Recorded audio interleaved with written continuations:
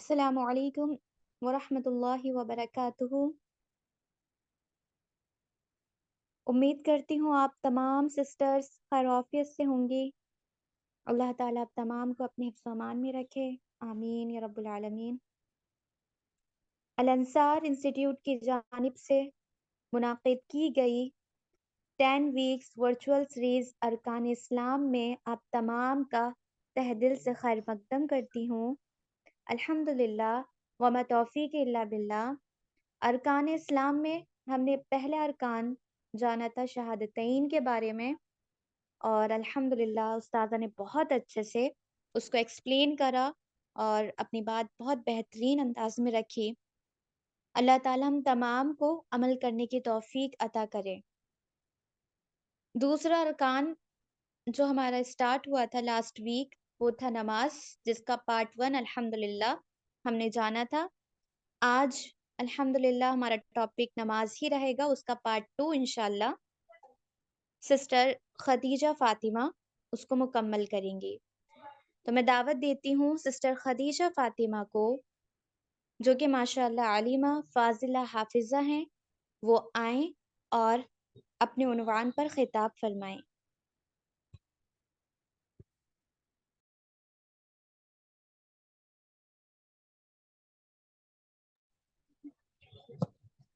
السلام علیکم ورحمۃ اللہ وبرکاتہ۔ الحمد للہ رب العالمین والصلاة والسلام علی رسولہ الکریم، اما بعد فاعوذ باللہ من الشیطان الرجیم، بسم اللہ الرحمن الرحیم۔ فقد قال اللہ تبارک وتعالی فی القرآن المجید، فأعوذ باللہ من الشیطان الرجیم، بسم اللہ الرحمن الرحیم، ان الصلاة تنہی عن الفحشاء والمنکر۔ میری دینی بہنوں، ارکان اسلام کا دوسرا رکن یعنی نماز، جس کے بارے میں انشاءاللہ ہم نے پچھلے درس میں کئی ساری اہم معلومات حاصل کی تھی، اور آج بھی انشاءاللہ بہت ساری اہم معلومات حاصل کرنے والے ہیں۔ اور میں آپ سب سے یہ درخواست کرتی ہوں کہ آپ تمام ایک ڈائری یا ایک نوٹ بک لے کر بیٹھیں، اور جو بھی آپ کو بات معلوم ہو رہی ہو، نئی بات ہو یا پھر آپ کو معلوم تھی لیکن آپ بھول گئے تھے، آپ کے ذہن سے نکل گیا تھا، تو آپ اسے نوٹ کر لیں، تاکہ پھر انشاءاللہ آپ کو جبھی بھی وہ پڑھے یاد آ جائے۔ دیکھیے میری دینی بہنوں، بے شک تمام تعریفیں اللہ تعالیٰ ہی کے لیے ہے۔ ہم اس کی حمد و ثنا کرتے ہیں اور اسی سے مدد چاہتے ہیں اور اس کی مغفرت کے طلبگار ہیں۔ ہم اپنے نفسوں کے شر اور اپنے اعمال کی برائیوں سے اللہ کی پناہ مانگتے ہیں۔ جسے اللہ رب العالمین ہدایت دے، اسے کوئی گمراہ نہیں کر سکتا، اور جسے اللہ تعالیٰ بھٹکا دے، اسے کوئی راہ راست پر نہیں ڈال سکتا۔ میں گواہی دیتی ہوں کہ اللہ رب العالمین کے سوا کوئی عبادت کے لائق نہیں ہے، کوئی معبود برحق نہیں ہے، اور میں گواہی دیتی ہوں کہ محمد صلی اللہ علیہ وسلم اس کے بندے اور اس کے سچے رسول ہیں۔ حمد و ثنا اور درود و سلام کے بعد، بے شک تمام باتوں سے سچی بات اللہ تعالیٰ کی کتاب ہے، اور تمام طریقوں سے بہترین طریقہ محمد صلی اللہ علیہ وسلم کا طریقہ ہے، اور تمام کاموں سے بدترین کام وہ ہے جو اللہ کے دین میں اپنی طرف سے نکالے جائیں، اور ہر بدعت گمراہی ہے، اور ہر گمراہی کا انجام آخر کار جہنم کی آگ ہی ہے۔ میرے دینی بہنوں، اللہ رب العالمین قرآن مجید میں فرماتے ہیں، یا ایھا الذین آمنوا اتقوا اللہ حق تقاتہ ولا تموتن الا وانتم مسلمون۔ اے ایمان والو، اللہ سے ڈرو جیسا کہ اس سے ڈرنے کا حق ہے، اور تمہیں موت نہ آئے مگر اس حال میں کہ تم مسلمان ہو۔ یعنی ہمیں اللہ رب العالمین نے یہ تاکید کی ہے کہ تم جب دنیا میں جیو تو سچے اور پکے مومن بن کر جیو، اور جب تمہیں موت بھی آئے تو اس حال میں آئے کہ تم مسلمان رہو، یعنی ایک اللہ پر ایمان لانے والے رہو اور آخرت کے دن پر ایمان لانے والے رہو۔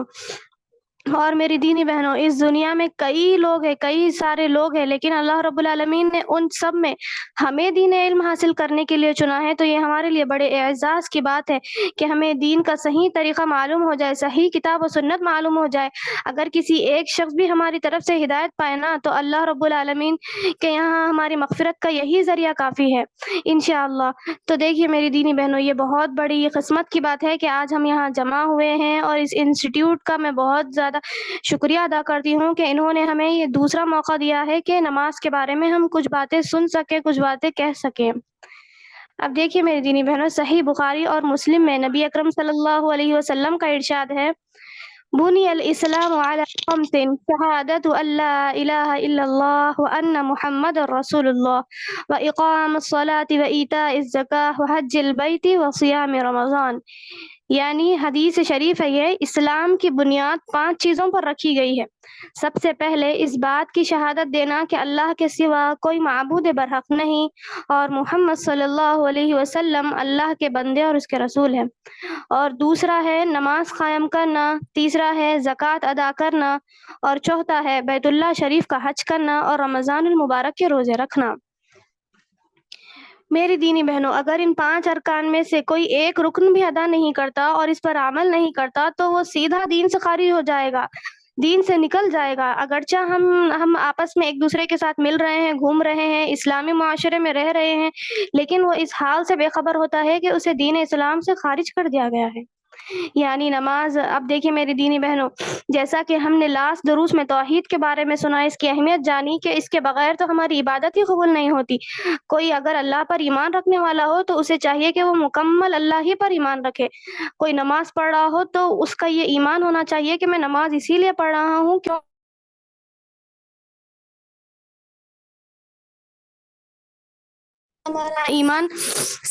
ہمارا ایمان اللہ پر ہوگا، تبھی ہماری نماز انشاءاللہ قبول ہوگی۔ اب دیکھیے، نماز ان بنیادی ارکان میں سے ہے جس پر اسلام کی عمارت کھڑی ہوتی ہے۔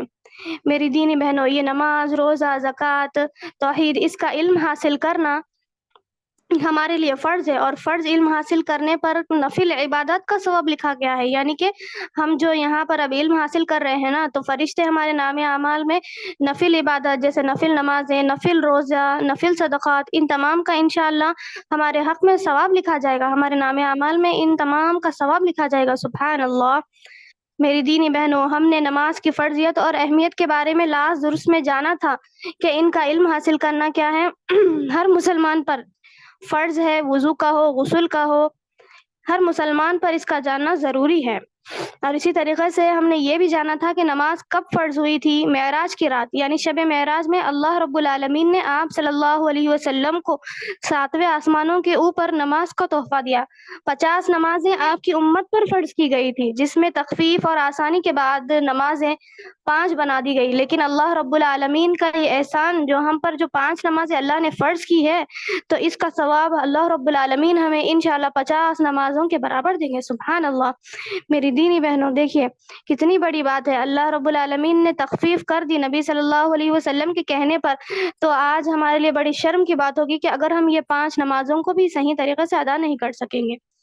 اسی طریقے سے ہم نے نماز کی کئی خصوصیات کو جانا تھا کہ نماز ایک کافر اور ایک مسلمان میں فرق کرنے والی ہے، جو نماز نہیں پڑھتا وہ دین اسلام سے خارج ہو جاتا ہے۔ اسی طریقے سے نماز پیارے نبی صلی اللہ علیہ وسلم کے دونوں آنکھوں کی ٹھنڈک ہے۔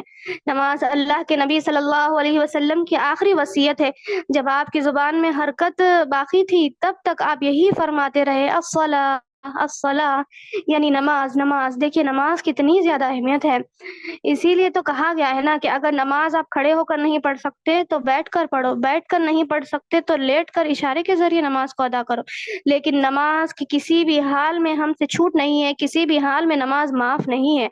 البتہ جو پیریڈز کے ڈیز ہوتے ہیں اس میں اللہ رب العالمین نے ہم پر سے نماز کو ساقط کر دیا ہے، لیکن جب ہم اس سے پاک و صاف ہو جائے تو پھر نمازوں کو ادا کرنا شروع کر دیں۔ دیکھیے وقت پہ نماز پڑھنا اللہ تعالیٰ کا محبوب اور پسندیدہ عمل ہے، یہ نماز کی خصوصیات ہے جو ہم نے لاسٹ درس میں سنا تھا، میں یاد دہانی کے لیے یہ کہہ رہی ہوں۔ اسی طریقے سے نماز قیامت کے دن کامیابی اور نجات دلانے والی ہے۔ اللہ ہمیں 5 وقت نماز پڑھنے کی توفیق عطا فرمائے، آمین۔ میری دینی بہنوں، نماز کی اہمیت اس بات سے ہی واضح ہو گئی ہے کہ نماز دین کا ستون اور اسلام کا اہم رکن ہے۔ کلمہ شہادت کے اقرار کے بعد، کلمہ شہادت یعنی لا الہ الا اللہ محمد الرسول اللہ، اس کے اقرار کے بعد نماز قائم کرنے کی سب سے زیادہ تاکید کی گئی ہے۔ آغاز شعور سے ہی نماز قائم کرنے کا حکم دیا گیا ہے۔ نبی اکرم صلی اللہ علیہ وسلم کا ارشاد ہے، جب بچہ 7 سال کا ہو جائے تو اسے نماز کی عادت ڈالو، اور جب 10 برس کا ہو جائے تو اسے مار کر نماز پڑھاؤ۔ دیکھیں میری دینی بہنوں، جب ہمارے اندر شعور کا آغاز ہوتا ہے، یعنی 7 سال کی عمر میں جب بچہ چیزوں کو سمجھنے لگتا ہے، صحیح غلط کا فرق معلوم کرنے لگتا ہے، تبھی سے اسے نماز کی عادت ڈالنے کا حکم دیا گیا ہے۔ دیکھیے، اور نبی صلی اللہ علیہ وسلم کتنے زیادہ نرم دل تھے، جن کے بارے میں یہ کہا گیا کہ آپ رحمت للعالمین ہیں، سارے جہانوں پر آپ رحمت کرنے والے ہیں، نرمی کرنے والے ہیں۔ آپ نے یہ حکم دیا کہ جب بچہ 10 برس کا ہو جائے اور نماز نہ پڑھے تو اسے مارو۔ دیکھیے میری دینی بہنوں، اس سے نماز کی اہمیت کا اندازہ ہوتا ہے کہ نماز کتنی زیادہ اہم ہے۔ اسی طریقے سے آپ صلی اللہ علیہ وسلم نے فرمایا، قیامت کے روز اعمال میں سب سے پہلے نماز کا حساب لیا جائے گا۔ دیکھیے الحمدللہ، لاسٹ درس میں ہم نے وضو، غسل، تیمم کا مکمل طریقہ اور وضو کن چیزوں سے ٹوٹتا ہے وغیرہ جانا تھا۔ اگر کوئی نیو جوائن ہوئے ہیں اور جاننا چاہتے ہیں تو لاسٹ میں کہیں، انشاءاللہ درس کے آخر میں بتائیں گے ہم۔ سب سے پہلے جب ہم وضو بناتے ہیں تو اس کے بعد ہمیں بے مقصد باتیں نہیں کرنا ہے، فضول کام نہیں کرنا ہے۔ یہ کہ ہم جو ہے عصر کی نماز پڑھنا ہے اور ہم 3 بجے وضو بنا رہے ہیں یا پھر 2 بجے وضو بنا رہے ہیں، پھر ہمارے کاموں میں ہم مشغول ہو جا رہے ہیں، اس کے بعد نماز پڑھنے ہم جائیں گے، تو ایسا کرنا درست نہیں ہے۔ ایسا بھی کر سکتے ہیں، لیکن نبی صلی اللہ علیہ وسلم نے ہم کو یہ حکم دیا کہ جب تم، دیکھیے حضرت کعب، میں حدیث سے بیان کرتی ہوں، حضرت کعب بن عجرہ رضی اللہ عنہ کہتے ہیں کہ رسول اللہ صلی اللہ علیہ وسلم نے فرمایا، جب تم میں سے کوئی وضو کر کے مسجد کی طرف جائے تو راستے میں کانوں اپنی انگلیوں میں انگلیاں ڈال کر نہ چلے، کیونکہ وضو کرنے کے بعد وہ حالت نماز میں ہوتا ہے۔ یعنی یہ چیز کو بھی فضول جانا گیا ہے کہ کوئی انسان دوسرا کام کرے، یعنی اپنے آپ کو سنوارنے میں لگے یا پھر کوئی بھی حرکت کرنے لگے، تو اس سے بھی روکا گیا ہے۔ کیونکہ نماز افضل یہ ہے کہ وضو کے بعد فوراً نماز ادا کی جائے۔ اسی طریقے سے وضو کرنے کے بعد 2 رکعت نماز ادا کرنا مسنون ہے، یعنی جسے تحیۃ الوضو کہتے ہیں، اور یہ جنت میں لے جانے والا عمل ہے۔ دیکھیے اگر ہم وضو بنا لیتے ہیں، 2 رکعت تحیۃ الوضو کی نیت سے ہم پڑھتے ہیں نفل نماز، تو یہ جنت میں لے جانے والا عمل ہوگا۔ عن ابی ہریرہ رضی اللہ عنہ قال قال رسول اللہ صلی اللہ علیہ وسلم لبلال عند صلاة الفجر یا بلال جدتی بأرجی۔ حضرت ابو ہریرہ رضی اللہ عنہ کہتے ہیں کہ رسول اللہ صلی اللہ علیہ وسلم نے ایک روز نماز فجر کے بعد حضرت بلال سے پوچھا، اے بلال، اسلام لانے کے بعد تمہارا وہ کون سا نفلی عمل ہے جس پر تمہیں بخشش کے بہت زیادہ امید ہو، یعنی جو تمہاری مغفرت کا ذریعہ ہو؟ تم اسلام تو لا چکے ہو، لیکن ایسا کون سا عمل کرتے ہو جس کی وجہ سے تمہیں یہ امید ہو کہ انشاءاللہ اللہ میری ضرور مغفرت فرمائیں گے، کیونکہ میں نے جنت میں اپنے آگے تمہارے چلنے کی آواز سنی ہے، یعنی نبی صلی اللہ علیہ وسلم کے آگے، نبی صلی اللہ علیہ وسلم سے پہلے تمہارے قدموں کی آہٹ میں نے سنی ہے۔ تو حضرت بلال رضی اللہ عنہ نے عرض کیا کہ میں اس سے زیادہ امید افزا کوئی عمل تو نہیں کیا کہ دن رات میں جب بھی وضو کرتا ہوں میں تو جتنی اللہ تعالیٰ کو منظور ہو نماز پڑھ لیتا ہوں، یعنی بکثرت وضو کے بعد نماز پڑھتا ہوں، تحیۃ الوضو، اور اسے بخاری اور مسلم نے روایت کیا ہے۔ دیکھیے میری دینی بہنوں، یہ بھی افضل فضیلت والا عمل ہے۔ 2 رکعت نماز کتنے منٹ میں ہوتی ہے؟ صرف 2.5 منٹ میں ہوتی ہے۔ تو جب بھی ہم وضو بنائیں تو انشاءاللہ اللہ تعالیٰ کے لیے، اللہ رب العالمین کے رضا کے لیے، اللہ رب العالمین نے جو انعام ہمارے لیے رکھا ہے جنت کے لیے، صرف ہم 2 رکعت نماز کو ادا کریں تو انشاءاللہ ہم بھی جنت میں ضرور داخل ہوں گے۔ آئیے سب سے پہلے جانتے ہیں نماز کی شرائط کیا ہے۔ نماز کے صحیح ہونے کی شرائط سے مراد ایسی چیزیں ہیں جن کے پائے جانے پر نماز صحیح ہوگی، یعنی اگر ان شرائط میں سے کوئی ایک شرط بھی چھوٹ جائے تو نماز صحیح نہیں ہوگی۔ یہ شرائط درج ذیل ہے۔ پہلی شرط تو یہ ہے کہ نماز کا وقت شروع ہو جائے، یہ نماز کی اہم ترین شرط ہے، اس لیے وقت شروع ہونے سے قبل نماز ادا کرنے پر نماز نہیں ہوگی۔ اس پر عام علماء کرام کا اجماع ہے، کیونکہ فرمان باری تعالیٰ ہے، ان الصلاۃ کانت علی المؤمنین کتابا موقوتا۔ اس کا ترجمہ کچھ اس طریقے سے ہے، یقیناً نماز مومنوں پر وقت مقررہ پر فرض ہے۔ دیکھیں میرے دینی بہنوں، اگر نماز کا وقت شروع ہونے سے پہلے کوئی نماز ادا کر لیتا ہے، غفلتاً ادا کر لے، پھر اسے معلوم ہو جائے کہ نماز کا وقت شروع ہو جاتا ہے، اب شروع ہوا ہے، تو پھر اسے نماز دہرانا لازمی ہے، نماز دہرانا اسے ضروری ہے۔ نماز کے وقت سے پہلے کبھی بھی نماز نہیں پڑھنا چاہیے۔ اکثر یہ غلطی رمضان میں ہوتی ہے کہ ہم سحری جلدی کر لیتے ہیں، پھر اس کے بعد فجر کی نماز کا انتظار کرتے ہیں، نماز ہونے سے پہلے ہی اذان ہونے سے پہلے ہی بہت سے لوگ کیا ہے، نماز کو پڑھ کر اب نیند آ رہی ہے، ہم سو جائیں گے، سو جاتے ہیں۔ اسی طریقے سے اگر وہ خود نہیں کرتے تو اپنے بچوں کے لیے یہ کہتے ہیں کہ تم نماز پڑھ لو، سو جاؤ، نماز کا ٹائم ہو گیا ہے، ایسا کہتے ہیں۔ ایسا بالکل نہیں کرنا چاہیے۔ نماز کا وقت شروع ہونے سے پہلے نماز ادا نہیں کرنی چاہیے۔ اور اسی طریقے سے اللہ تعالیٰ نے نمازوں کے اوقات مجمل طور پر قرآن مجید میں ذکر کیے ہیں۔ چنانچہ فرمان باری تعالیٰ ہے، اقیم الصلاۃ لدلوک الشمس الی غسق اللیل وقرآن الفجر ان قرآن الفجر کان مشہودا۔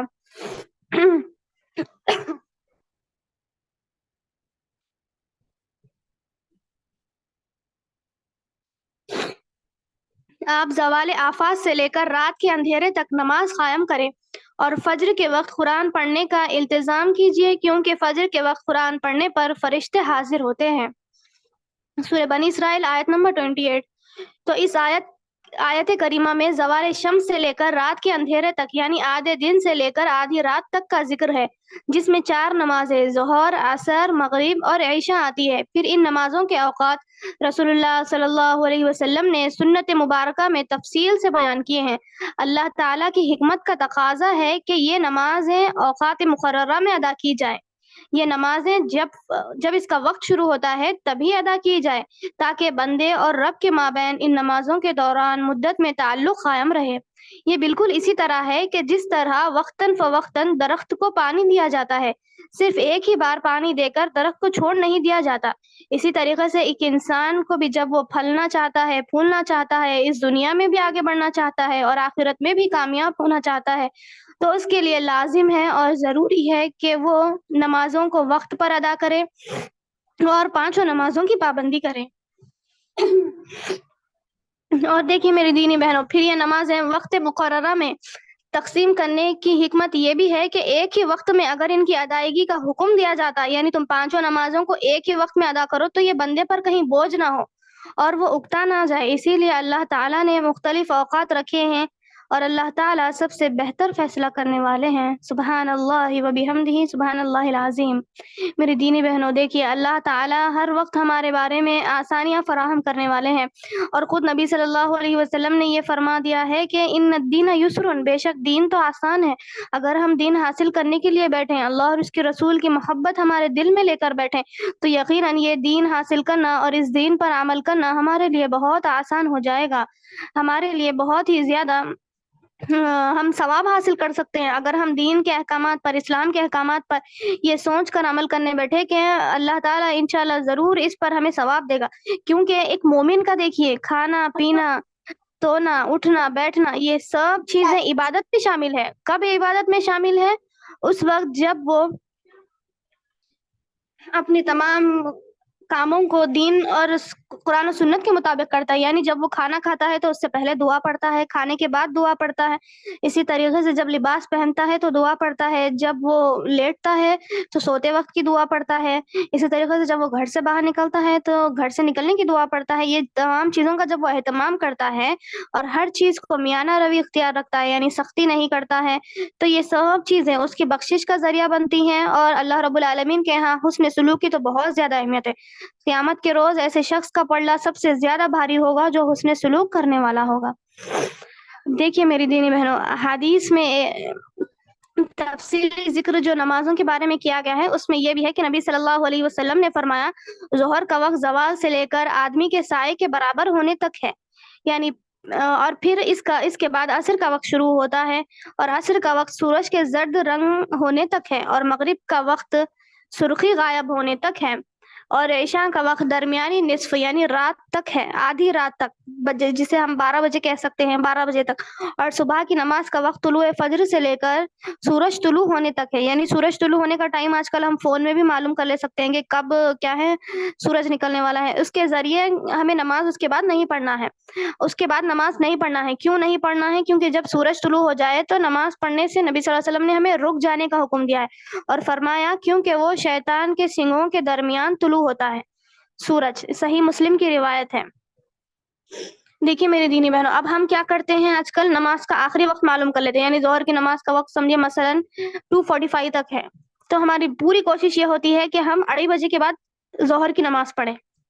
اسی طریقے سے عصر کا وقت ہمیں معلوم ہو جاتا ہے، تو ہم یہ کرتے ہیں کہ آخری وقت تک بھی نماز پڑھ سکتے ہیں نا، جب تک پڑھیں گے. ٹلا ٹلا کر کوئی تو نمازوں کو یا تو قضا ہی کر دیتا ہے، یا پھر کوئی اس وقت آنے تک کیا ہے شیطان اس کو بہکا دیتا ہے، وہ بھول جاتا ہے. تو ایسا نہیں کرنا چاہیے. وقت کیوں مقرر کیا گیا ہے نماز کا؟ آپ کو چھوٹ دی گئی ہے کہ کبھی کبھار اگر لیٹ ہو جائے تو کیا ہے آپ پڑھ سکتے ہو، لیکن ہمیشہ کا معمول اگر کوئی انسان ایسا بناتا ہے اپنی سستی کی وجہ سے، اپنی کاہلی کی وجہ سے، یا چھوٹے موٹے کام کی وجہ سے جسے وہ بعد میں بھی کر سکتا ہے، تو یہ جائز اس کے لیے نہیں ہے. مقررہ وقت پہ نماز کو ادا کرنا اللہ تعالیٰ کا محبوب اور پسندیدہ عمل ہے. اگر ہم کسی کے فیوریٹ بننا چاہتے ہیں تو ہم یہ کوشش کرتے ہیں کہ وہ جو بھی کہے اس پر ہم عمل کریں، وہ جو بھی کہیں ہم اس کو سنیں اور مانیں، یہ کوشش کرتے ہیں. تو اسی طریقے سے اگر ہمیں اللہ کا محبوب بننا ہے تو ہمیں یہ کوشش کرنا ہے. اور اسی طریقے سے ہر علاقے والا اور ہر ملک والا اپنے اپنے حساب سے وقت مقرر کر لے، یعنی اس کو جان لے. اگر کوئی باہر کا رہنے والا ہو تو وہ اس کے حساب سے ٹائم دیکھے کہ نماز کا وقت کب سے شروع ہے اور کب تک ختم ہے. اسی طریقے سے اگر کوئی یہاں کا انڈیا کا رہنے والا ہے تو وہ اس کے ذریعے اپنا وقت مقررہ وقت کا حساب لگا لے. اب پہلی شرط تو کیا ہے؟ نماز کو وقت پہ ادا کرنا. اور دوسری شرط ہے سطر ڈھانپنا. چنانچہ اگر کوئی شخص نماز پڑھے اور اس کا سطر کھلا ہو تو اس کی نماز صحیح نہیں ہے، کیونکہ فرمان باری تعالیٰ ہے یا بنی آدم خذوا زینتکم عند کل مسجد. اے بنی آدم تم ہر نماز کے وقت اپنی زینت کو اپناؤ. یعنی اب دیکھیے فنکشن ہال میں جانا ہے، کسی کو شادی میں جانا ہے یا کوئی دعوت میں جانا ہے تو کیسے تیار ہوتے ہیں. دیکھیے سبحان اللہ، گھر میں کیسی بھی حالت میں ہو لیکن کہیں نکلنا ہے تو فوراً اچھے اچھے لباس زیب تن کیا جاتا ہے، اپنے آپ کو سنوارا جاتا ہے، اپنے جویلری نکالی جاتی ہے، اپنے کیا ہے شوز، اچھے اچھے شوز، سینڈلز وغیرہ، یہ سب چیزوں کا اہتمام کر کے ہم کہاں جاتے ہیں؟ دعوت. اب چلیے اب نماز پڑھنے ٹھہرنے چلو، جیسی بھی حالت میں ہو وضو بنائے ٹھہر گئے، جیسی بھی حالت میں ہو وضو بنائے ٹھہر گئے، جہاں بھی ہو. ایسا بالکل نہیں کرنا چاہیے. دیکھیے اصل زینت تو ہمیں دیکھیے کہ اللہ تعالیٰ نے عورتوں کا یہ بتا دیا ہے کہ کہاں وہ اپنی زینت ظاہر کرے، اور اسی طریقے سے یہ حکم بھی دیا ہے کہ جب تم نماز کے لیے آؤ تو اپنی زینت کو اپناؤ، یعنی اچھے طریقے سے تم نماز پڑھنے آؤ. ہم اللہ تعالیٰ بھی یہ لائق ہے عورتوں کو ہے نا کہ وہ گھر کی چار دیواری میں عطر لگا سکتی ہے، تو اہتمام کرے کہ تھوڑا سا زیادہ خوشبو والا بھی نہیں، بس تھوڑا سا لگائے، وضو اچھی طریقے سے بنائے، اپنے آپ کو اچھا سنوارے، اچھا لباس پہن کے اللہ تعالیٰ کے سامنے ٹھہرے. کیونکہ دیکھیے اللہ رب العالمین ہر کسی کی کنڈیشن ہے. دیکھیے ہر کسی کی عبادت کا طریقہ الگ الگ ہے. کسی کے پاس کوئی پیسہ خرچ کیا جاتا ہے تو کسی کے لیے انتہک محنت کرنا ہے، لیکن اللہ رب العالمین کا دربار ہمارے لیے ہر وقت کھلا ہے. ہم جب بھی اللہ سے مدد مانگنا ہو، ہماری پریشانیاں دور کرنے کے لیے اللہ سے کہنا ہو، ہم وضو بناتے ہیں اور اللہ تعالیٰ کے سامنے کہنے لگ جاتے ہیں، اور اللہ تعالیٰ ہماری دعاؤں کو سنتے بھی ہیں. دیکھیے کئی بار ایسا ہوتا ہے لیکن انسان یقیناً بڑا ناشکرا ہے، ان چیزوں کو چھوڑ کر وہ صرف اسی میں لگ جاتا ہے کہ اللہ نے اس کی یہ نہیں سنی، اللہ نے اس کی یہ نہیں سنی. ایسا نہیں کرنا چاہیے. اللہ تعالیٰ دیکھیے سب سے زیادہ حقدار ہیں کہ ہم اچھی طریقے سے اپنے سطر کو ڈھانپیں اور اپنی زینت کو اپنا کر نماز پڑھنے ٹھہرے. ابن عبد البر رحمہ اللہ کہتے ہیں کہ اہل علم کا اجماع ہے کہ جس شخص کے پاس لباس بھی ہو اور لباس پہننے کی قدرت بھی رکھتا ہو لیکن وہ لباس چھوڑ کر برہنہ حالت میں نماز پڑھ لے تو اس کی نماز فاسدہ ہے. دیکھیے میری دینی بہنوں، آج کئی لوگ ایسے ہوتے ہیں جو میکسیز پہنتے ہیں، ساری وغیرہ پہنتے ہیں اور اس کے اندر کچھ نہیں پہنتے، نماز پڑھنے کے لیے ٹھہر جاتے ہیں. تو یہ بہت بری بات ہے. وہ ایک طریقے سے برہنہ ہے. دیکھیے ہمیں شلوار کہا گیا ہے، وہ بھی ایک لباس کا حصہ ہے. اسی طریقے سے انڈر ویئر ہے. یہ سب چیزیں ہم پہن کر ہی نماز پڑھنا ٹھہرے تاکہ ہمیں نماز فاسد ہونے سے بچ جائے. اگر کسی کے پاس ایک کپڑا ہو تو وہ ایک کپڑے میں بھی مجبوراً نماز کو ادا کر سکتا ہے، اور انشاءاللہ اللہ تعالیٰ اس کی نماز قبول کرنے والا ہے. لیکن اگر وہ ان سب کے باوجود محض سستی کاہلی کی وجہ سے ایسے عمل کرتا ہے تو اس کی نماز پھر فاسد ہو جائے گی، اس کی نماز قبول نہیں کی جائے گی. اسی طریقے سے نمازیوں کے مختلف اقسام کے لیے سطر کی حد الگ الگ ہے. یعنی چھوٹے بچے کا سطر کیا ہے، وہ صرف اپنی شرمگاہ کو چھپائے اگلی اور پچھلی، تو یہ بھی چیز اس کے لیے کافی، چھوٹا بچہ 7 سال کی عمر سے لے کے 10 سال تک۔ اسی طریقے سے درمیانہ سطر یعنی 10 سال سے لے کر بڑی عمر کا بچے کا سطر جو ہے نا، ناف اور گھٹنے کے درمیان کا حصہ ہے۔ اور تیسرا ہے مرد کا سطر جو ٹخنوں کے اوپر رہے گا۔ اور اسی طریقے سے عورت، بالغ عورت کا، آزاد عورت کا سطر کیا ہے کہ وہ نماز میں اپنے ہاتھ اور چہرے کے علاوہ سارا جسم ہی سطر ہے، چھپائے گی۔ جبکہ قدموں کے ظاہر ہونے میں علماء کرام کا اختلاف، یعنی پیر نماز میں دکھنا چاہیے نہیں دکھنا چاہیے، علماء کرام کا اختلاف ہے۔ زیادہ کوئی ایسا لباس پہن کے نماز پڑھے، نماز کے لیے ایک الگ لباس بنا لے، اور ایسا لباس پہن کر نماز پڑھے کہ اس کے پیروں پر بھی وہ کپڑا آ رہا ہو، ٹھیک ہے۔ یا پھر ساکس اگر آپ پہن سکتے ہو تو ساکس پہن کر بھی نماز پڑھ سکتے ہو آپ، اور اس طریقے سے ہم نماز کا پورا ثواب حاصل کر سکتے ہیں، ٹھیک ہے۔ ہاتھ اور چہرے کو کھلا رکھنا ہے، اس کے علاوہ عورت کا سارا جسم ہی سطر میں شامل ہے۔ اسی کے تحت کئی علماء نے یہ حکم دیا ہے ہم کو کہ ہم اپنے پیروں کو چھپائیں۔ اور تیسری اور چوتھی شرط یہ ہے کہ طہارت یہ 2 قسم کی ہوتی ہے، حدث سے پاکیزگی اور نجاست سے پاکیزگی۔ پہلا حدث اکبر اور اصغر سے پاکیزگی، لہٰذا اگر کوئی شخص ہے وضو کی حالت میں نماز پڑھے تو اس کی نماز تمام علماء کرام کے مطابق صحیح نہیں ہوگی، کیونکہ صحیح بخاری میں ابو ہریرہ رضی اللہ عنہ نبی صلی اللہ علیہ وسلم سے بیان کرتے ہیں کہ اللہ تعالیٰ تم میں سے کسی بے وضو ہونے والے کی نماز اس وقت تک قبول نہیں کرتا جب تک وہ وضو نہ کر لے، یعنی بے وضو کی نماز۔ اگر کوئی شخص بے وضو نماز، پاک صاف ہے، وہ صبح سے ہی پاک صاف ہے، کسی کا میک کھلا ہوا ہے، بند کر لینا بہن۔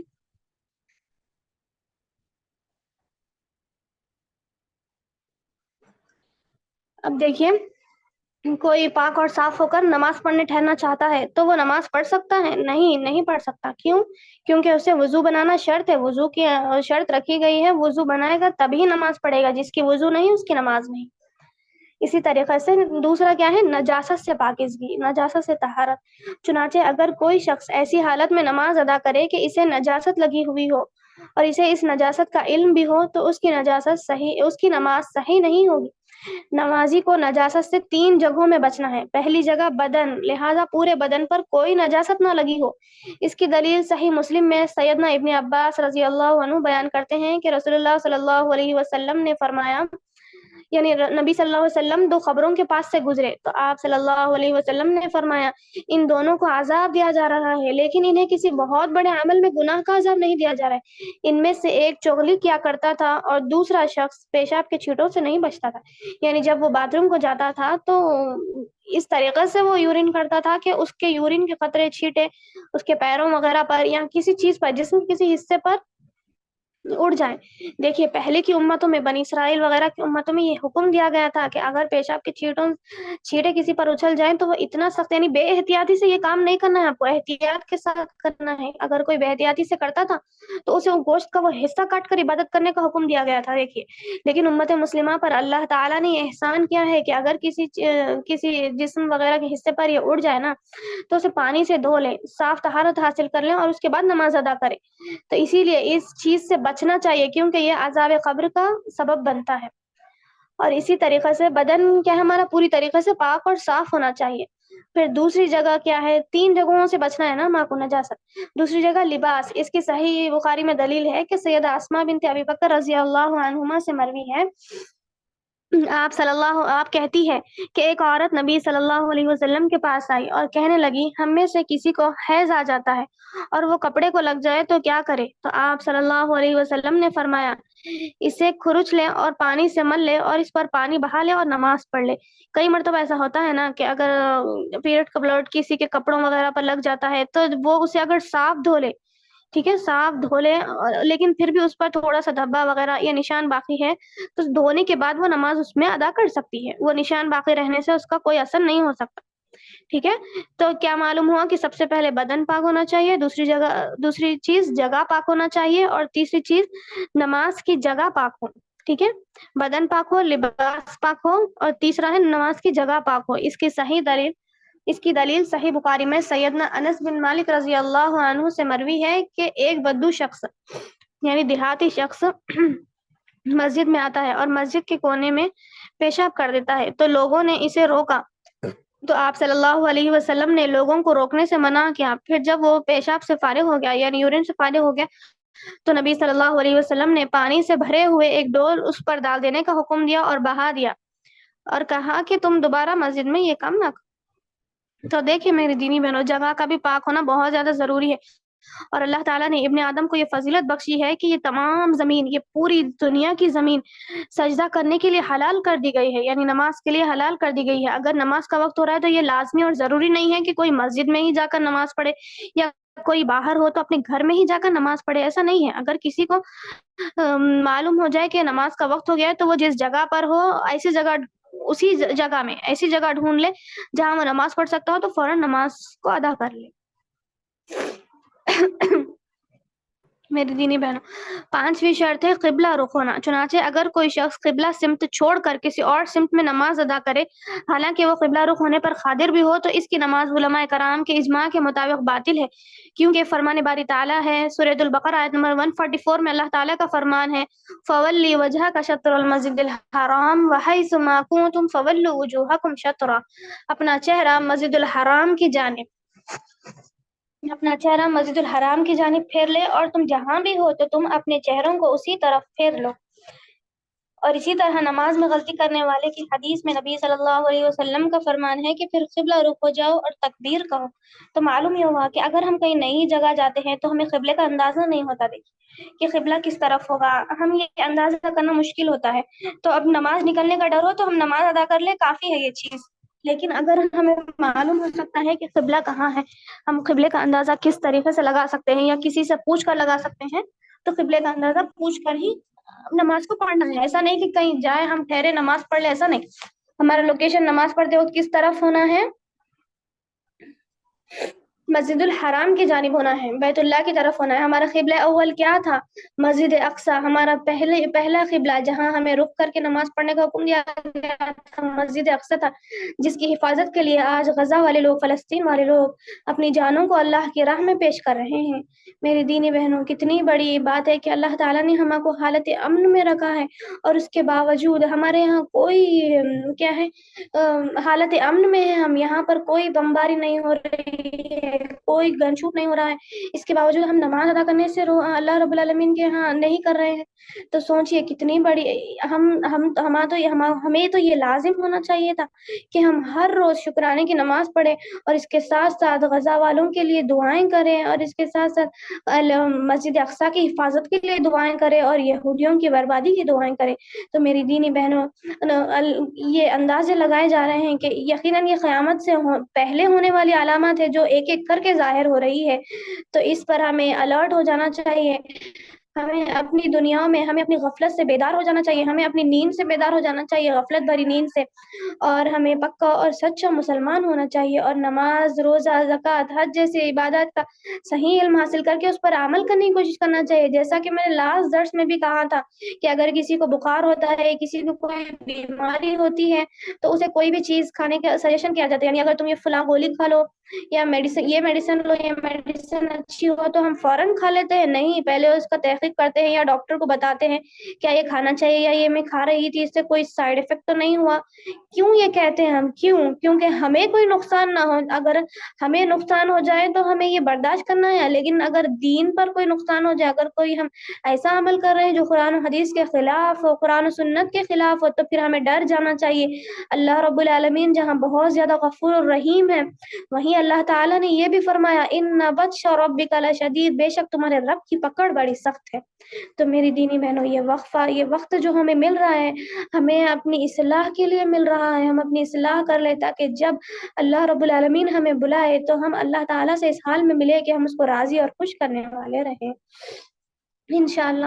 تو میری دینی بہنوں، چھٹی شرط یہ ہے کہ نیت، چنانچہ اگر کوئی شخص بغیر نیت کے نماز پڑھے تو اس کی نماز باطل ہے، جیسے کہ صحیح بخاری میں سیدنا عمر بن خطاب رضی اللہ عنہ بیان کرتے ہیں کہ میں نے رسول اللہ صلی اللہ علیہ وسلم کو فرماتے ہوئے سنا، یقیناً اعمال کا دار و مدار تو نیتوں پر ہے، اور ہم میں سے ہر شخص کے لیے وہی ہے جس کی اس نے نیت کی، چنانچہ اللہ تعالیٰ کسی بھی عمل کو نیت کے بغیر قبول نہیں فرماتا۔ سابقہ تمام 6 شرائط کے ساتھ خصوصی طور پر یہ شرائط بھی منسلک ہے، یعنی عبادت کے لیے یہ بھی لازمی ہے جو کہ مندرجہ ذیل ہے، میں بولنا چاہوں گی۔ پہلا تو ہے کہ مسلمان شخص کو ہی نماز ادا کرنا چاہیے، ایسا نہیں کہ وہ ہندو ہے، نمازیں پڑھا ہے اور آپ کہہ رہے ہیں کہ آپ تو نمازیں پڑھنے والے ہو، روزے رکھنے والا، انشاءاللہ یہ عمل کے واسطے اللہ تعالیٰ کیا ہے آپ کو ضرور معاف کر دیں گے، یا ہم دل میں یہ خیال آتے ہیں، اکثر ہوتا ہے نا ایسا، لیکن ایسا نہیں ہے۔ اسلام والا ہونا لازمی ہے۔ اگر کوئی اسلام والا یہ عمل کر رہا ہے، مسلمان کو یہ عمل کر رہا ہے، نمازیں پڑھ رہا ہے، روزے وغیرہ رکھ رہا ہے، تو انشاءاللہ پھر اس کی مغفرت ہوگی۔ اور اسی طریقے سے پہلا ہے کہ مسلمان ہو، عقل والا ہو، ہر مسلمان اور عقل مند شخص پہ کیا ہے نماز لازم اور فرض، بس یہ چیز ذہن میں رکھنا ہے۔ اگر کوئی سخت بیمار ہو تو اسے اس حالت میں بھی نماز پڑھنا ہے، اگرچہ وہ لیٹ کر نماز پڑھے یا بیٹھ کر نماز پڑھے، لیکن نماز اس سے معاف نہیں ہے۔ اسی طریقے سے شعور والا ہو، یعنی 7 سال کا ہو جائے، اور اس کے ساتھ اس بنا پر نماز کے صحیح ہونے کی کل شرائط نہ ہوئی، ٹھیک ہے۔ سب سے پہلے اب یہ اگر نوٹ آپ کرنا چاہ رہے ہیں تو کر لیں، پہلا ہے اسلام، دوسرا ہے عقل، اور تیسرا ہے شعور، چوتھا ہے وضو، اور پانچواں ہے نجاست سے پاکیزگی، اور چھٹواں ہے سطر ڈھانپنا، اور ساتواں ہے وقت کا شروع ہو جانا، اور آٹھواں ہے قبلہ رخ ہونا، اور نواں ہے نیت کرنا، ٹھیک ہے۔ اسلام، عقل، شعور، وضو، نجاست سے پاکیزگی ہونا، سطر ڈھانپنا، وقت کا شروع ہونا، اور قبلہ رخ ہونا، اور نیت کرنا۔ میری دینی بہنوں، پانچوں نمازوں کو اسی طریقے سے جماعت کے ساتھ ادا کرنا واجب ہے، اور بلا عذر جماعت سے پیچھے رہنا اور اکیلے نماز پڑھنا یہ اہل ایمان کا شیوا نہیں ہے۔ سورہ بقرہ آیت نمبر 43 میں ارشاد باری تعالیٰ ہے وَأَقِيمُوا الصَّلَاةَ وَارْكَعُوا مَعَ الرَّاكِعِينَ، اور نماز قائم کرو، زکوٰۃ ادا کرو، اور رکوع کرنے والوں کے ساتھ رکوع کرو۔ حضرت ابو ہریرہ رضی اللہ عنہ سے روایت ہے کہ رسول اللہ صلی اللہ علیہ وسلم نے فرمایا، اس ذات کی قسم جس کے ہاتھ میں میری جان ہے، میں چاہتا ہوں کہ ایندھن اکٹھا کرنے کا حکم دوں اور لوگوں کی امامت کرواؤں، اور خود ان لوگوں کی طرف جاؤں جو نماز کے لیے مسجد نہیں آئے، اور ان کے گھروں کو آگ لگا دوں۔ اس سے نماز باجماعت کی اہمیت بخوبی واضح ہوتی ہے۔ یہ حکم ہم عورتوں کو اپنے گھر کے مردوں کو بتانا چاہیے، اور یہ بھی بتانا چاہیے کہ باجماعت نماز اکیلے آدمی کی نماز سے 27 درجے افضل ہے۔ یعنی اگر کوئی اکیلے نماز پڑھتا ہے آدمی تو اسے ایک نماز کا ثواب ملتا ہے، لیکن اگر وہ مسجد جا کر جماعت کے ساتھ نماز پڑھتا ہے تو اسے 27 نمازوں کا ثواب ملتا ہے۔ سبحان اللہ۔ دیکھیے میری دینی بہنوں، ہم اپنے گھر کے مردوں کو، بھائی ہو یا بیٹا ہو یا پھر شوہر ہو یا پھر والد صاحب ہو، تو انہیں یہ چیز بتانی چاہیے ہمیں کہ اگر وہ مسجد کو جاتے ہیں، باجماعت نماز ادا کرنے والے ہوں، اگر ہم ہمارے گھر کے مرد، تو سبحان اللہ کیا ہی بڑی بات ہے کہ وہ لوگ ہر روز اتنے زیادہ ثواب کو حاصل کر رہے ہیں۔ لیکن اگر کوئی نہیں کرنے والے ہوں تو انہیں پھر اس چیز کے بارے میں بتانا چاہیے کہ نبی صلی اللہ علیہ وسلم نے یہ وعید دی ہے کہ ان کے گھروں کو آگ لگا دے، یعنی بلا عذر چھوڑیں گے تو یقیناً ان کے لیے اس گناہ کا ضرور اللہ تعالیٰ انہیں سزا دیں گے۔ اسی طریقے سے اگر کوئی قادر ہو، جا کر نماز پڑھ سکتا ہو تو اسے نماز پڑھنا چاہیے، مجبوری کی الگ بات ہے۔ اسی طریقے سے دیکھیں میری عزیز اور پیاری دینی بہنوں، نبی اکرم صلی اللہ علیہ وسلم نے صحابہ کرام کو نماز ادا کرنے کا طریقہ سکھایا۔ نبی کریم صلی اللہ علیہ وسلم نے خود صحابہ کرام کو نماز ادا کرنے کا طریقہ سکھایا اور انہیں حکم دیا، صلو کما رأیتمونی اصلی، تم اسی طرح نماز پڑھو جس طرح مجھے نماز ادا کرتے ہوئے دیکھتے ہو۔ یعنی یہ حکم کہ نبی صلی اللہ علیہ وسلم نے جو کہا صلو کما رأیتمونی اصلی، تم اسی طرح نماز ادا کرو جس طرح مجھے نماز ادا کرتے دیکھتے ہو، صحابہ کرام اور صحابیات یعنی اس امت کے مرد اور عورت دونوں کو دیا ہے۔ اب پیارے رسول صلی اللہ علیہ وسلم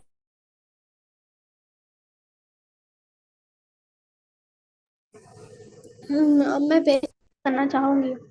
پہلا ہے استقبال قبلہ، یعنی نمازی کے لیے ضروری ہے، جیسا کہ ہم نے ابھی جانا تھا، کہ قبلے کی طرف منہ کر کے کھڑے ہونا، اور دوران نماز آنکھیں کھلی اور نظر سجدے کی جگہ پر رکھے، ٹھیک ہے۔ سب سے پہلے تو قبلہ رخ ہونا ہے، اور نماز کے دوران ہماری آنکھیں کہاں ہونی چاہیے؟ آنکھیں اور ہماری نظر سجدے کی جگہ پر ہونی چاہیے، یعنی ہماری لوکیشن، سجدہ ہم کس جگہ پر کر رہے ہیں اس جگہ پر ہم اندازہ کر کے اس جگہ پر اپنی نظر کو رکھیں، ٹھیک ہے۔ یہ نہیں کہ نماز پڑھ رہے ہیں، آزو دیکھ رہے ہیں، بازو دیکھ رہے ہیں، ہمارے شرٹ کو صحیح کر رہے ہیں، یا فلاں چیز کو صحیح کر رہے ہیں، پیچھے کون آ رہا ہے، آگے کون آ رہا ہے، یہ سب چیز کی ہم نظر رکھ رہے ہیں، تو ایسے شخص کی نماز پھر باطل ہو جائے گی۔ اور ایسا شخص جو نماز پڑھتا ہے نا، اس طریقے سے اس کی نماز کو لپیٹ کر نمازی کے منہ پر ہی مار دیا جاتا ہے، یہ لو تمہاری نماز۔ تو اس سے بچنا ہے، ہمارے کو غفلت والی چیزوں سے بچنا ہے، تو پھر اس چیز کا ہمیں خیال رکھنا ہے کہ نماز نبی صلی اللہ علیہ وسلم نے ہمارے کو کس طریقے سے پڑھنے کا حکم دیا ہے، اور اللہ کے نبی نے ہر چھوٹی سے چھوٹی بات بھی ہمیں بتائی ہے۔ سبحان اللہ و بحمدہ، یہ اللہ تعالیٰ کا بہت بڑا احسان ہے کہ اللہ تعالیٰ نے ایسے نبی کو مبعوث فرمایا جو رحمت للعالمین تھے۔ دیکھیے میری دینی بہنوں، اور ہم ایسے نبی کی امتی ہیں جن کی امت میں پیدا ہونے کی خواہش بڑے بڑے انبیاء کرام نے کی تھی، جن میں سے اللہ رب العالمین نے صرف ایک نبی کی دعا قبول کی، ان کا نام ہے عیسیٰ علیہ السلام۔ تو دیکھیے میری دینی بہنوں، سب سے پہلے قبلہ رخ ہو اور ہماری نظر کو ہم سجدے کی جگہ پر رکھیں، اور دوسرا ہے نیت کریں، دل میں نیت کریں کہ وہ کون سی نماز اور کتنی رکعت پڑھ رہا ہے، تو یہ چیز کافی ہے، کیونکہ اللہ تعالیٰ ہر چیز کو پہلے سے ہی جانتے ہیں کہ اپنا بندہ کیا کر رہا ہے، لیکن یہ ہمیں نیت کرنے کا بار بار حکم کیوں دیا اللہ تعالیٰ نے؟ تاکہ خود عمل کرنے والا اس چیز سے واقف ہو کہ وہ کیا کر رہا ہے۔ اگر اسے معلوم نہیں ہوگا، وہ نماز پڑھنے کے لیے ٹھہر جائے گا، تو اسے وہ اندازہ ہی نہیں لگا پائے گا کہ وہ اس نے 3 رکعت پڑھی ہے یا 2 رکعت پڑھی ہے یا 4 رکعت پڑھی ہے، یا وہ کتنے نمازیں پڑھا ہے، کون سے سورے پڑھ رہا ہے۔ ہوتا ہے نا اکثر کہ نماز پڑھنے ہم ٹھہرتے ہیں تو ہمیں یہ اندازہ نہیں ہو سکتا کہ تم نے دوسری رکعت میں کون سا سورہ پڑھا تھا، کوئی پوچھ لے ہم سے تو ہم جواب ہی نہیں دے سکتے۔ تو ایسے غفلت بھری چیزوں سے بچنا ہے۔ کب بچیں گے؟ جب ہم نیت کریں گے، جب ہم چھوٹے چھوٹے اعمال کا حساب رکھیں گے، یعنی ہم کون سی نماز پڑھ رہے ہیں، کتنی رکعت پڑھ رہے ہیں، یہ سب چیزوں کا ہم اندازہ رکھیں گے۔ اور میری دینی بہنوں، زبان سے نیت کرنا کہ اتنی رکعت نماز فرض ہے اللہ تعالیٰ کے لیے، میں فلاں کے پیچھے منہ قبلہ رخ کر کے پڑھ رہی ہوں نماز، یہ نبی صلی اللہ علیہ وسلم سے اور کسی بھی صحابی سے واقف نہیں ہے، کیونکہ نیت کیا بتایا گیا تھا لاسٹ کے درس میں بھی ہم نے سنا تھا، پچھلے درس میں بھی ہم نے سنا تھا کہ نیت دل کے ارادے کا نام ہے۔ ٹھیک ہے، دل میں ہم ارادہ کر رہے ہیں کہ میں یہ وقت کی نماز پڑھ رہا ہوں، اتنی رکعت پڑھ رہا ہوں اللہ تعالیٰ کے لیے، یہ وقت کی نماز پڑھ رہی ہوں، اتنی رکعت پڑھ رہی ہوں اللہ رب العالمین کی رضا کے لیے، تو کافی ہے۔ یہ لہٰذا زبان سے نیت ادا کرنا، اس سے بچنا چاہیے۔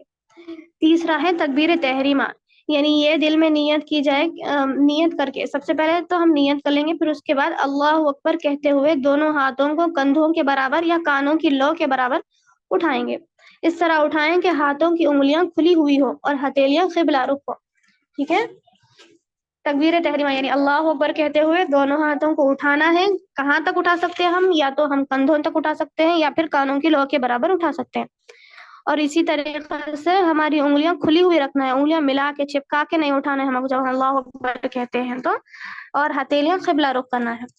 پھر چوتھا کیا ہے؟ سینے پر ہاتھ باندھنا۔ نبی کریم صلی اللہ علیہ وسلم تکبیر تحریمہ کے بعد دائیں ہاتھ کو بائیں ہاتھ کے اوپر، یعنی رائٹ ہینڈ کو لیفٹ ہینڈ کے اوپر رکھتے، اور اس طرح رکھتے کہ ایک ہاتھ کا جوڑ دوسرے کے جوڑ پر ہوتا، یعنی ہڈی جو ہوتی ہے نا، وضو میں ہم سٹیپ کہاں سے شروع کرتے ہیں؟ پہلا جو ہاتھ کی ہڈی ہوتی ہے سب سے پہلے ہم وہی 3 بار دھوتے ہیں نا، تو وہاں تک ہم ہاتھ کو پکڑیں اور انہیں سینے مبارک پر رکھتے، جیسا کہ صحیح ابن خزیمہ اور ابو داؤد میں ہے، کانا یوزعہما علی الصدر، نبی کریم صلی اللہ علیہ وسلم اپنے ہاتھ مبارک سینے اتھر پر باندھتے تھے۔ اور اسی طریقے سے پانچواں ہے دعائے استفتاح۔ نمازی سینے پر ہاتھ باندھ کر سب سے پہلے دعائے استفتاح یا ثنا پڑھے۔ نبی اکرم صلی اللہ علیہ وسلم مندرجہ ذیل دعا پڑھتے تھے: اللہم باعد بینی و بین خطایای کما باعدت بین المشرق والمغرب، اللہم نقنی من الخطایا کما ینقی الثوب الابیض من الدنس، اللہم اغسل خطایای بالماء والثلج والبرد، یا یہ دعا پڑھیں۔ ٹھیک ہے، یہ دعا اگر کسی کو یاد ہے تو وہ پڑھا ہے تو اسے اس سنت کا بھی انشاءاللہ ضرور ثواب ملے گا، اللہم باعد بینی و بین خطایای۔ یا پھر یہ دعا پڑھتا ہے سبحانک اللہم و بحمدک و تبارک اسمک و تعالی جدک و لا الہ غیرک، تو یہ بھی چیز کافی ہے۔ ٹھیک ہے، نماز وہ اللہ اکبر کہہ کر شروع کرے اور دعائے ثنا سبحانک اللہم و بحمدک، سبحانک اللہم سے شروع کرنا ہے۔ دیکھیں بعض جنے کیا ہے، اس دعا کی ہیڈنگ یعنی جو ثنا بھی ہوتی ہے نا اسی سے شروع ہو جاتے ہیں، ثنا سبحانک اللہم و بحمدک، تو ثنا ہیڈنگ کا نام ہے، ثنا یعنی تعریف۔ جب ہم نماز پڑھنے کے لیے ٹھہر رہے ہیں نا تو سب سے پہلے ہم کس کی تعریف کر رہے ہیں؟ اللہ کی تعریف کر رہے ہیں، سبحانک اللہم، اللہ بے شک آپ پاک ہے، وہ بحمدک، اور تمام تعریفیں آپ کی ہی لیے ہے، وہ تبارک اسمک، اور آپ کا نام بلند ہے، وہ تعالی جدک، اور آپ بلند اور بالا ہے، ولا الہ غیرک، اور آپ کے علاوہ کوئی بھی عبادت کے لائق نہیں ہے، کوئی بھی معبود برحق نہیں ہے۔ تو ثنا سے نہیں شروع کرنا ہے، سبحانک اللہم، دعا یہاں سے شروع ہے، سبحانک اللہم۔ پھر اس کے بعد تعوذ پڑھنا چاہیے، اعوذ باللہ من الشیطان الرجیم، پھر تسمیہ بسم اللہ الرحمن الرحیم۔ اب ایک مرتبہ ہم تعوذ پڑھ لے رہے ہیں نا، اعوذ باللہ من الشیطان الرجیم پہلی رکعت میں، تو پھر ہم کو بار بار جب ہم سیکنڈ رکعت کے لیے کھڑے ہوتے ہیں تو تعوذ دوبارہ پڑھنے کی ضرورت نہیں ہے، دوسری رکعت میں، تیسری رکعت میں، چوتھی رکعت میں اعوذ باللہ من الشیطان الرجیم نہیں پڑھنا ہے، بلکہ ہم بسم اللہ کہہ دیں گے، ایک مرتبہ ہم اعوذ باللہ کہہ دیں کافی ہے۔ پھر تعوذ تسمیہ پڑھنے کے بعد 8واں ہے سورہ فاتحہ۔ سورہ فاتحہ پڑھنا ہے کیونکہ یہ نماز کا رکن ہے، اس کے بغیر نماز نہیں ہوتی، جیسا کہ نبی کریم صلی اللہ علیہ وسلم کا فرمان ہے، لا صلاۃ لمن لم یقرأ بفاتحۃ الکتاب، جو نماز میں سورہ فاتحہ نہ پڑھے اس کی نماز نہیں ہوتی۔ ٹھیک ہے، سورہ فاتحہ کی بہت زیادہ اہمیت اس سے معلوم ہوتی ہے کہ اگر سورہ فاتحہ ہی چھوٹ جائے تو نماز کا گویا ایک رکن چھوٹ جاتا ہے، اور نماز کا رکن چھوٹ جائے تو اس کی نماز پھر باطل ہو جاتی ہے، یعنی اس کی نماز تو ہوتی ہی نہیں، تو اسی لیے سورہ فاتحہ پڑھنا بہت زیادہ ضروری ہے۔ امام مقتدی سب کو سورہ فاتحہ پڑھنا ضروری ہے، یعنی اگر کوئی باجماعت نماز پڑھ رہا ہو اور امام سورہ فاتحہ پڑھ رہا ہو تو اسے بھی کہ وہ بھی سورہ فاتحہ کو دہرائے، سورہ فاتحہ پڑھے۔ اب اسی طریقے سے دیکھیے آمین کہنا، سورہ فاتحہ کے اختتام پر آمین کہے۔ حضرت وائل بن حجر فرماتے ہیں کہ نبی اکرم صلی اللہ علیہ وسلم نے غیر المغضوب علیہم ولا الضالین پڑھا اور پھر بلند آواز سے آمین کہی، کیونکہ نبی صلی اللہ علیہ وسلم نے فرمایا اگر کوئی شخص باجماعت نماز پڑھے اور سورہ فاتحہ ہونے کے بعد آمین کہے، بلند آواز سے آمین کہے، تو اس کی آمین اور اگر فرشتوں کی آمین مل جاتی ہے نا تو پھر اس کی مغفرت کر دی جاتی ہے، سبحان اللہ۔ تو دیکھیے اب ہم تراویح کی نماز میں بھی مساجد وغیرہ میں جاتے ہیں، یا کوئی کیا ہے جمعہ کی نماز میں بھی جاتا ہے، تو وہ اگر اس چیز کا اہتمام کرتا ہے تو انشاءاللہ اس کی مغفرت کا ذریعہ بن سکتا ہے۔ اسی طریقے سے دوسری صورت ملانا، ہم کیا ہے سورہ فاتحہ پڑھے اور اس کے بعد کوئی دوسری صورت ملائے، سورہ فاتحہ کے بعد بسم اللہ الرحمن الرحیم پڑھ کر کوئی دوسری صورت پڑھنا چاہیے، اور اگر ہم کچھ بھی پڑھ رہے ہوں، اگر قرآن کا چند حصہ ہمیں یاد ہے تو 3 آیات سے کم تو بالکل نہیں پڑھنا ہے، 3 آیات سے زیادہ پڑھنا ہے لیکن 3 آیات سے کم نہیں پڑھنا ہے۔ اب اس کی مثال قرآن کی سب سے چھوٹی صورت سورہ کوثر، انا اعطیناک الکوثر، ایک آیت فصلی لربک وانحر، دوسری آیت انا شانئک هو الابتر، تیسری آیت، یہ 3 آیتیں کیا ہے ہم کو پڑھنا کافی ہے ایک رکعت میں، یعنی 3 رکعتیں یعنی 3 آیتیں پڑھنا لازمی ہے ہر رکعت میں۔ اسی طریقے سے دیکھیے رکوع کرنا، یعنی سورہ فاتحہ پڑھ لیے ہم اور کوئی اور سورت پڑھ لیے اور اس کے بعد پھر ہم رکوع میں جاتے ہیں، قرات سے فارغ ہو کر اللہ اکبر کہتے ہوئے اپنے دونوں ہاتھوں کو کندھوں کے برابر تک اس طرح اٹھائیں کہ ہتھیلیاں کندھوں کے برابر اور ہاتھوں کی انگلیاں کانوں کی لووں کے برابر ہو اور رکوع میں چلے جائے۔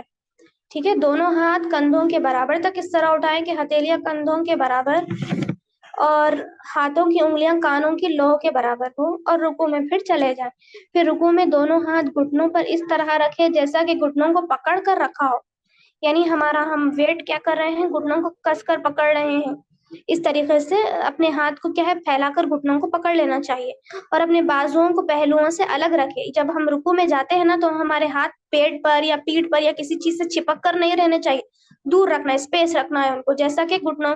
پھر اس کے بعد ہماری جو کمر ہوتی ہے نا، کمر کو سیدھا رکھنا ہے، اگر اس پر پانی بھی ڈالا جائے تو اس پر پانی ٹھہر جائے۔ ٹھیک ہے، اب یہ چیز عورتوں میں اکثر ہوتی ہے کہ وہ اپنی کمر کو صحیح نہیں رکھتی، بلکہ جتنا جھکتا ہے، جتنی وہ بینڈ ہو سکتی ہے اتنی بینڈ۔ اگر کسی کو کوئی بیماری ہو، کوئی مجبوری ہو تو پھر اس طریقے میں اس کے لیے چھوٹ ہے کہ وہ کر سکتی ہے، لیکن اگر کچھ نہ ہو، بس محض آلس کی وجہ سے، سستی کی وجہ سے وہ کیا ہے تھوڑا بہت جھک رہی ہو اور نماز کو پڑھ رہی ہو، جلدی جلدی خالی بھاگنا ہوتا ہے اسے نماز پڑھنے کے لیے، تو یہ چیز ضروری نہیں ہے۔ نماز کو جب ہم پڑھنا ہے تو خشوع اور خضوع سے پڑھنا ہے، یہ چیز صحیح نہیں ہے۔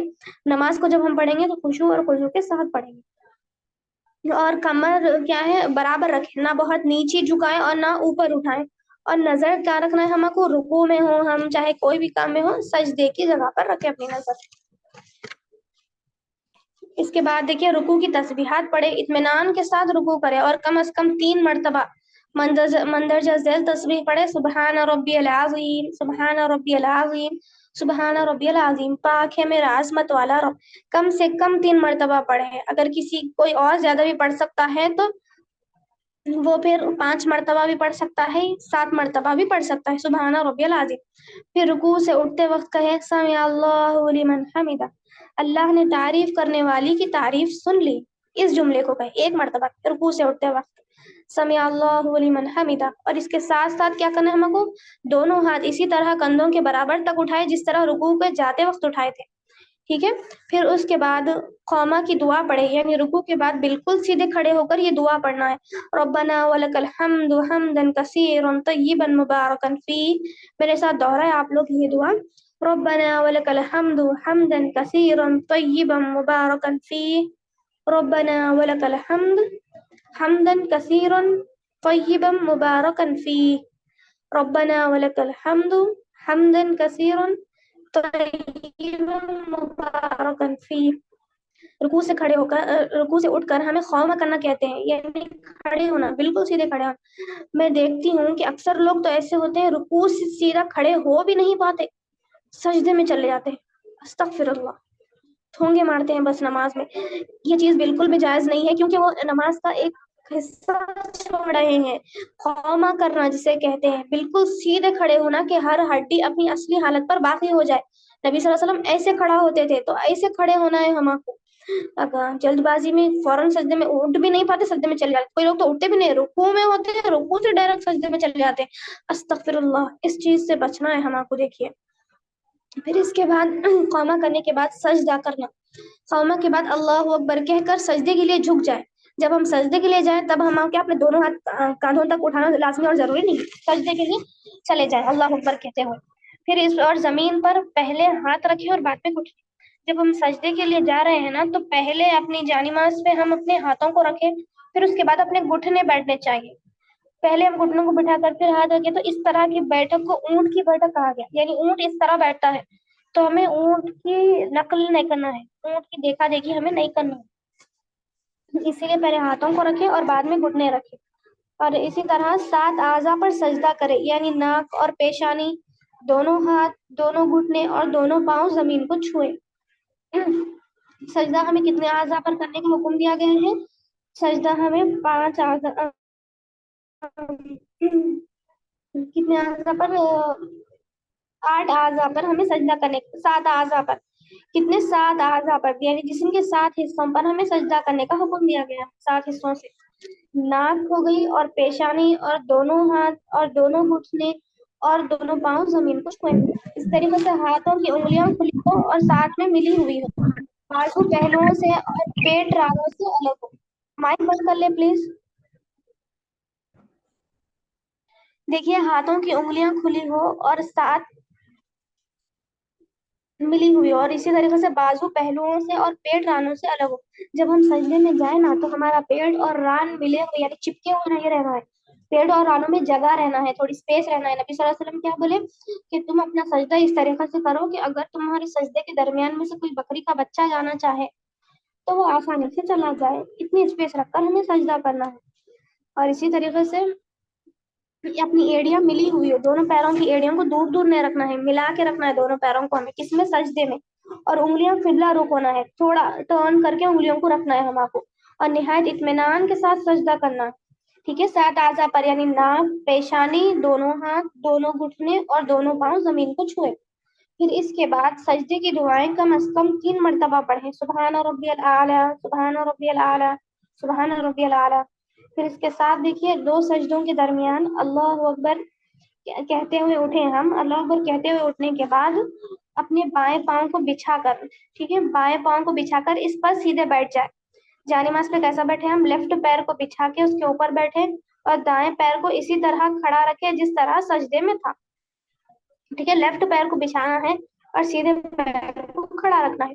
اور دونوں ہاتھ گھٹنوں کے قریب اپنی رانوں پر رکھے، دونوں ہاتھوں کو اپنی رانوں پہ رکھنا ہے اور یہ دعا پڑھنا ہے.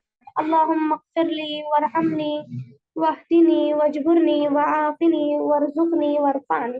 دیکھیے یہ چھوٹی چھوٹی دعائیں ہیں. اگر آپ لوگوں کو 2 سجدوں کے درمیان کی دعا یاد نہیں ہے تو یہ سرچ کر کے یاد کر لینا چاہیے، کیونکہ ہم کیا اللہ رب العالمین کے لیے اتنا نہیں کر سکتے؟ یقیناً ہم اللہ تعالیٰ کے لیے کر سکتے. تو اسی طریقے سے اگر کسی کو اتنی بڑی دعا یاد نہیں ہے تو وہ رب اغفر لی یہ 2 جملے بھی پڑھ سکتا ہے. میرے ساتھ دوہرا لے یا نوٹ کر لے ڈائری میں. رب اغفر لی، رب اغفر لی، رب اغفر لی. اے اللہ میری مغفرت فرما. 2 سجدوں کے درمیان کی دعا جب ہم کرتے ہیں نا تو اللہ تعالیٰ اس کو انشاءاللہ قبولیت کا درجہ دیتے ہیں. تو اسی لیے دو سجدوں کے درمیان ہمیں دعا کا اہتمام کرنا ہے. اللہ وفلی ورحمنی واہدنی ورزقنی ورفعنی وعافنی. اگر ہم یہ دعا یاد کر لیں گے تو انشاءاللہ ہمیں اس کا بھی ثواب ملے گا. اگر یہ دعا کسی کو یاد نہیں ہو رہی ہے تو بس اتنی سی دعا رب اغفر لی رب اغفر لی رب اغفر لی کہنا کافی ہے. پھر دیکھیے اس کے بعد دوسرا سجدہ. اس کے بعد اللہ اکبر کہہ کر اسی طرح دوسرا سجدہ کرے جیسا پہلے کیا تھا. پھر اس کے بعد جلسہ استراحت یعنی دوسرے سجدے کے بعد دوسری رکعت کے لیے فوراً نہیں کھڑے ہونا. ٹھیک ہے, دو سجدے ہو گئے, اب نماز جلدی جلدی ختم کرنا ہے بلکہ ٹھہرنا نہیں ہے. اس کے بعد بھی ایک حصہ ہے نماز کا, ایک رکن ہے جسے جلسہ استراحت کہتے ہیں. یعنی کھڑے ہونے سے پہلے سیدھا بیٹھ جانا چاہیے پہلے ہم. ٹھیک ہے, دو سجدے کر رہے ہیں ہم, دو سجدوں کے بعد تھوڑی دیر نماز بیٹھنا ہے, پھر اس کے بعد دوسری رکعت کے لیے اٹھنا ہے. اسے جلسہ استراحت کہتے ہیں.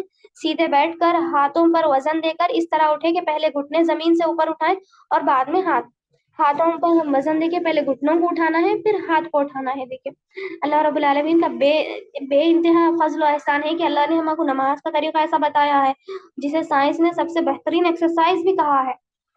سنیں, اگر ہم 5 وقت کی نماز پڑھتے ہیں تو انشاءاللہ ہم روزمرہ کہہ رہے ہیں نا, آپ کو ایکسرسائز کی ضرورت ہے, آپ کو ایکسرسائز کرنا چاہیے. ایکسرسائز کے اتنے فائدے اتنے فائدے. اگر کوئی نمازوں 5 وقت نمازوں کے علاوہ بھی نفل نمازوں کا اہتمام کرتا ہے تو انشاءاللہ وہ بہت زیادہ فٹ رہے گا. اسی طریقے سے دیکھیے دوسری رکعت کے لیے کھڑے ہو کر سینے پر ہاتھ باندھ لے اور سورہ فاتحہ میں قراءت شروع کرے. باقی رکعت پہلی رکعت کی طرح مکمل کرے. ٹھیک ہے, پھر درمیان تشہد یعنی دوسری رکعت جب ہوتی ہے سیم پڑھے. دوسری رکعت سے زائد نماز میں تشہد کرنا واجب ہے سوائے نماز وتر کے. نماز وتر یعنی عشاء کی نماز میں جو ہم 3 رکعت وتر پڑھتے ہیں نا, تو یہ 3 وتروں میں 2 رکعت کے بعد تشہد کرنا, تشہد کے لیے بیٹھنا صحیح حدیث سے ثابت نہیں ہے. 2 رکعت ہم پڑھتے ہیں تو 2 رکعت ہونے پر فوراً اٹھ جانا چاہیے. تیسری رکعت پڑھنے کے بعد ہم کو تشہد پڑھنا ہے, کیونکہ عشاء مغرب کی نماز اور وتر کی نماز سیم نہیں کرنا ہے. اس میں کچھ ڈفرینس رکھنا ہے. ڈفرینس رکھنا ہے تو تشہد کا اس میں فرق کرنا ہے. تشہد کا اس میں ہمیں فرق بتایا گیا ہے قرآن و سنت میں. اسی طریقے سے تشہد پڑھنے کے بعد دوسری رکعت کے دوسرے سجدے سے اٹھ کر دایاں پاؤں کھڑا رکھتے ہوئے بائیں پاؤں کو بچھا کر اس پر سیدھے بیٹھ جائے. جیسا ہم بیٹھے تھے نا, دایاں پاؤں کیا ہے ٹھہرا ہوا رکھنا ہے اور لیفٹ پیر بچھا کے ہم کو بیٹھ جانا ہے. اور اپنا دایاں ہاتھ گھٹنے پر رکھنا ہے. گھٹنے پر رکھ کے اس کی انگلیاں کھلی رکھیں اور قبلہ رخو, اور اس دوران یہ التحیات پڑھے. التحیات للہ والصلوات والطیبات السلام علیک ایھا النبی ورحمۃ اللہ وبرکاتہ. السلام علینا وعلی عباد اللہ الصالحین. اشہد ان لا الہ الا اللہ واشہد ان محمدا عبدہ ورسولہ.